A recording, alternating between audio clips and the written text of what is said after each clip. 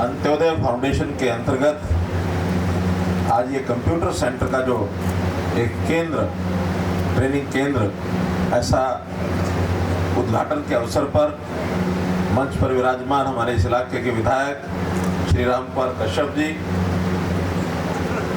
Antyodaya foundation इसकी देखरेख करने के लिए जो एक ट्रस्ट बना है, उस ट्रस्ट में इन साथियों ने मुझे उसका प्रेसिडेंट बनाया है। लेकिन सदस्यों में एक सदस्य हमारी बहन आयशना कल्याण जी यहाँ बैठी हैं। बहुत अच्छा सामाजिक कार्यों के अंदर इनकी एक निपुणता है, इनका एक बहुत विशेष प्रकार का तरीका है। गांव-गांव में जाकर के कई प्रकार के काम करने के लिए प्रेरणा देती हैं। इस ट्रस्ट के और भी सदस्य हैं, कुछ यहाँ हैं, कुछ दिल्ली में हैं। यहाँ तो अपने राज्यसभा के सदस्य संजय भाटिया, वो इसके ट्रस्ट के सदस्य हैं। आज चूँकि 21 जून को योग दिवस के कार्यक्रम में उनको कहीं जाना था, तो इसलिए वो इस समय आ नहीं पाए। सायकाल पानीपत का एक उद्घाटन और होगा, उसमें पहुँचेंगे। और इसी प्रकार हमारे ब्रिज गुप्ता जी, उनको सब जानते हैं, करनाल के रहने वाले हैं, वो भी इस ट्रस्ट के मेंबर हैं। इस ट्रस्ट में सहयोग करने वाली भी हमारी एक टीम है, पूरी है, जो इन कामों को आगे बढ़ाने के लिए, जैसे हमारे कविंद्र राणा जी हैं, वो इस टीम को आगे बढ़ाने में हमारे पास ज़्यादा आने के लिए उन्हीं का जो समय है वो लगता है। अनिरुद्ध यादव, ये भी यहाँ बैठे हैं, पीछे हैं, तो पूरी पीछे से जो देख रेख करने का दिल्ली में बैठ के काम करते हैं, किस गांव में क्या काम करना, क्या वहाँ की आवश्यकता है। ऐसे इनके साथी एक और हमारे बहुत अच्छे वकील हैं, एडवोकेट हैं सुप्रीम कोर्ट के, विक्रमादित्य चौहान आए ना? हाँ, ये रहे हैं, ये बैठे हैं। बहुत ही सुलझे हुए सुप्रीम कोर्ट का वकील, यानी कोई हम मान सकते हैं कि कितनी उनकी एक हैसियत ताकत होगी। लेकिन उन्होंने कहा कि मुझे सेवा के कामों में इसमें जुड़ना है, ये भी लगातार जुड़े हुए हैं। और इसी प्रकार पानीपत में भी अलग से एक टीम बनी है, जिलानुसार टीम। बाद में हर गांव में, जिस भी गांव के अंदर हम जाते हैं, वहाँ एक 5 लोग की टीम बनाते हैं। 6 लोग यहाँ हैं, उस टीम को हम कहते हैं 5 जन्य समिति। तो ऐसी 5 जन्य समिति भी आज इसका नामकरण हुआ है समिति का। तो उसके अंदर जैसे हमारे नंदलाल पांचाल हैं, जो यहाँ अभी श्री शक्ति नाते से काम कर रहे थे, शिषपाल राणा जी हैं, धर्मपाल जी हैं, दल सिंह जी हैं, मोहित राणा, सुभाष राणा, तो ये सब काम में और जुटे हुए हैं। इन सब से परामर्श करके, सलाह करके सारा काम होता है। और सहयोग करने में चाहे यहाँ के हमारी जिला परिषद चेयरमैन हैं बहन प्रवेश सोन सिंह राणा, और इस प्रकार यहाँ के जो सरपंच हैं, वो तो नहीं आए अमित जी, उनके पिताजी कृष्ण कुमार जी आए हैं। तो इनका भी सहयोग, हर एक गाँव के सरपंच का या वहाँ के चुने हुए प्रतिनिधि का सहयोग स्वाभाविक है। जब तक वो नहीं मिलेगा तब तक प्रकल्प आगे चलते नहीं हैं। और ऐसे ही हमने हर गांव में एक दो सर्वेयर लगाए हैं। कोशिश है कि उसी गांव के व्यक्ति रहें, नहीं तो आसपास के गांव के रहें। तो आपके यहाँ 2 सर्वेयर भी हैं, एक हमारी बेटी सविता है और एक दीपक है क्या? हाँ, जरा खड़े हो जाओ, आपका भी पता लग जाए सबको। तो दीपक है और ये सविता है। गांव में घर घर जाके सर्वे करती हैं कि क्या स्थिति गांव की है, वहाँ के लोग क्या काम करते हैं, कैसा उनका रहन सहन है, बच्चे पढ़ाई करते हैं, मकान कैसा है, रोजगार में कहीं को कमी तो नहीं है, बच्चों को किस प्रकार की ट्रेनिंग की आवश्यकता है। तो ऐसा ये सारा सर्वे, ये सर्वे करते हैं, बाद में उसका एक बार पुनर्सर्वे फिर हम भी कराते हैं, क्योंकि गांव के आदमी हैं। हम फिर भी सोचते हैं कि इनके सर्वे से कोई बच ना जाए, जो बच जाए उसको भी फिर ढूंढ के निकालते हैं। तो ऐसा एक पूरी टीम है इस ट्रस्ट की बनी हुई। और उस ट्रस्ट ने तय किया है कि जो हमारे बड़े बड़े गांव हैं, अभी तो पूरी लोकसभा में 15 गांव हमने तय किए हैं। उन 15 गांव में कहीं एक सेंटर, लगभग एक ही है सब जगह, कहीं सिलाई सेंटर है, तो कहीं कंप्यूटर का कोर्स है, कहीं ब्यूटिशियन का कोर्स है। कुछ बच्चे ड्राइविंग के लिए भी आगे सीखने के लिए आए हैं, यानी लाइट व्हीकल ड्राइविंग तो लगभग बच्चों को आती है, लेकिन हैवी व्हीकल की जरूरत पड़ती है। विदेश में नौकरी प्राप्त करने वाले बच्चे, जिनकी हिम्मत होती है, वहाँ भी जा सकते हैं। तो आप बड़े वाहनों के, हैवी ट्रैफिक व्हीकल या फिर जो ट्रोला होता है बड़ा, ऐसे ट्रोला इस प्रकार के ड्राइवर्स की भी वहाँ आवश्यकता रहती है। हमने पीछे सरकार के माध्यम से लगभग 250 लोग विदेशों में भी भेजे हैं, क्योंकि यहाँ एक शौक है लोगों का कि अपना बच्चा विदेश जाना चाहिए। समझ होती नहीं है, रिस्क ले लेते हैं, डंकी रूट से भेजना शुरू करते हैं, पैसे भी खराब करते हैं, उस बच्चे का भरोसा नहीं, बाद में वो सही सलामत बचेगा कि नहीं बचेगा, कुछ समय कमाएगा लेकिन वापस आ पाएगा कि नहीं आ पाएगा, क्योंकि बिना वीज़ा, बिना अगर हम उनको पासपोर्ट भेजेंगे तो खतरा ही खतरा है।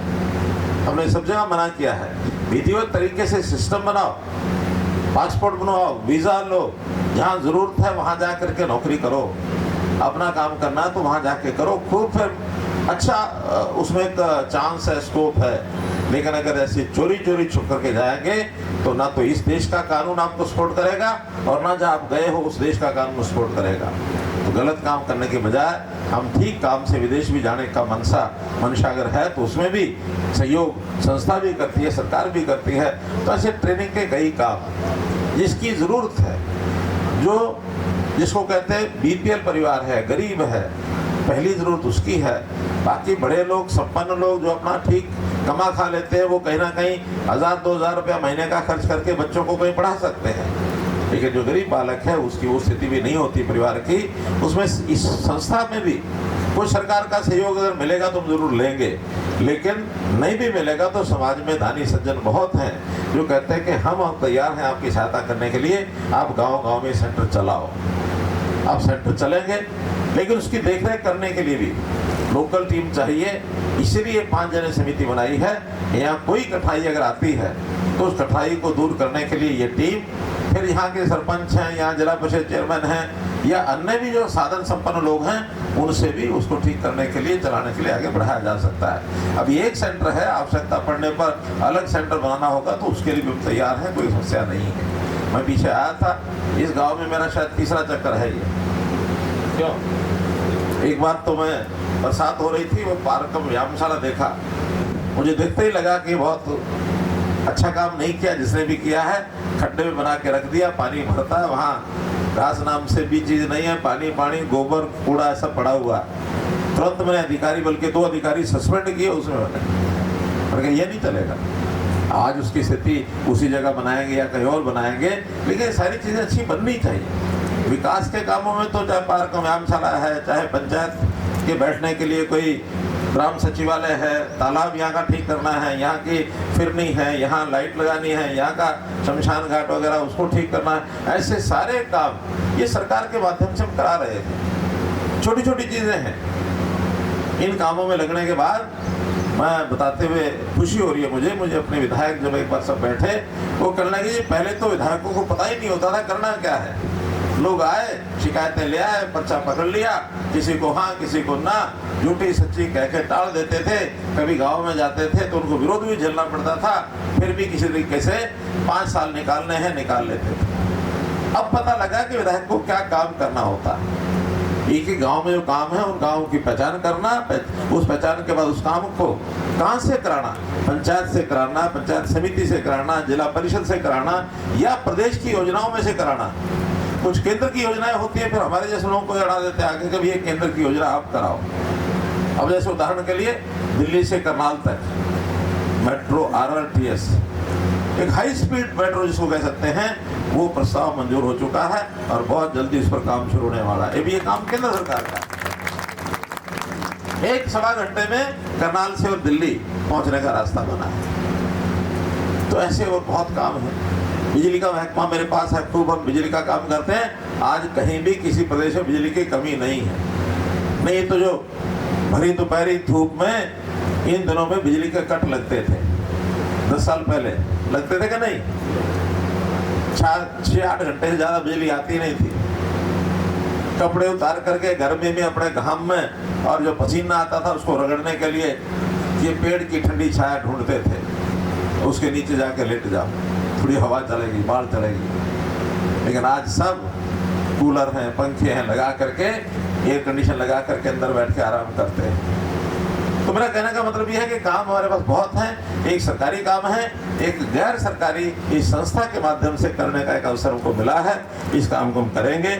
आज तो एक लाइब्रेरी जो है, ये कंप्यूटर सेंटर है, इसको खोलने का काम जो आज हम यहाँ कर रहे हैं। इसी तरह एक काम और जो मैंने पकड़ा है कि करनाल जिले के हर गांव में लाइब्रेरी ज़रूर हो, चाहे छोटा गांव है चाहे बड़ा गांव है। लाइब्रेरी होगी तो बच्चों को पढ़ाई में, स्कूल कॉलेज में पढ़ के आते हैं, ठीक है, घर में आकर के पढ़ाई का अवसर वो भी प्राप्त करें। क्योंकि बिना पढ़े लिखे वो जमाना चला गया जब नेता का थैला उठाया और जाके पर्ची लेके आया, नौकरी लगवा ली। अब वो जमाना नहीं है। हमने राम कुमार जी कश्यप को भी कह दिया कि बच्चों को पढ़ाओ तो नौकरी मिलेगी, आपके कहने से नहीं मिलेगी किसी को। और ये आज नहीं, ये हमने 8 से 10 साल पहले इस योजना को शुरू किया था। उस समय कुछ लोग नाराज हुए थे हमारे विधायक कि अगर ऐसे नौकरी अगर आप मेरिट पर देंगे, इम्तिहान में पास होके लेना है, तो फिर हम एमएलए क्या करेंगे, हमारे बच्चे कहाँ जाएंगे। नाराज हुए। मैंने कहा कोई जरूरत नहीं नाराज होने की, जिस दिन लग जाएंगे उस दिन सब गांव कहेंगे कि यही काम बहुत बढ़िया किया है, बिना पर्ची बिना खर्ची। हुआ कि नहीं हुआ? आखिर तो पढ़ा लिखा योग्य बच्चा, उसको पढ़ने का शौक लगेगा तब लगेगा जब उसको पता लगेगा मेरे इस पढ़ाई का मुझे कोई लाभ मिलेगा। और नहीं तो मैं एक चुटकुला सुनाया करता हूँ, आज भी सुनाता हूँ। कोई जमाना था जब इंटरव्यू में बालक जाके बैठा, इंटरव्यू लेने वाले कहा अच्छा पता है ताजमहल कहाँ है? क्या पता है? तो बता कहाँ है? जी मद्रास में। बेवकूफ, तुझे पता नहीं ताजमहल कहाँ है? अच्छा मैं दोबारा बताता हूँ, बता। तो कलकत्ते में। फिर से धमकाया कि देख आखिरी चांस है। तो कहने लगा आखिरी चांस से पहले मैं एक सवाल पूछ लूँ आपसे। क्या पूछ लो? कि अगर मैं बता दूं कि ताजमहल आगरा में है तो नौकरी मिल जाएगी। यानी भरोसा ये था कितना अच्छा कर लो कितना माड़ा कर लो, नौकरी जिसको मिलनी है उसी को मिलनी है, तुम्हारी पढ़ाई वढ़ाई पर नहीं मिलनी। ये धारणा थी हरियाणा। बच्चे पढ़ना छोड़ गए थे। आज बच्चों को शौक हो गया पढ़ने में, स्कूलों में कॉलेजों में पढ़ाने वालों को भी शौक हो गया कि हम अपने गांव के बच्चों को अच्छा पढ़ा के आगे निकालेंगे, चाहे सरकारी स्कूल है चाहे प्राइवेट है।